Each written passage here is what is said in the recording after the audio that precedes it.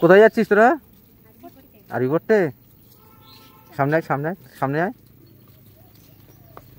তোর নাম কি? রোহিত। তোমার নাম? তোমার তোমার মনে করছি। হ্যাঁ, মারিয়া খাতুন। তা সবাই কি আয় সামনে আয়, মনে সামনে আয়, আয় সামনে আয় এনে।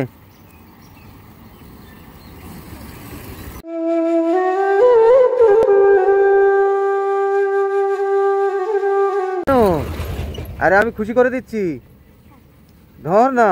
আচ্ছা তুই এখানে দাঁড়া, এনে তুই ধর। কেন? আরে আমি তোদের খুশি করে দিচ্ছি তো। কেন নিবি না? নিবি না?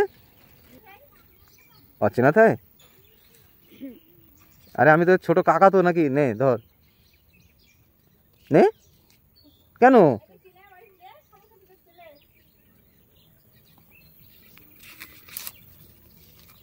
তার মানে একজনা নিলে সবাই নিতে হবে। দাঁড়া না, এখানে দাঁড়া, 1 মিনিট দাঁড়া। মানে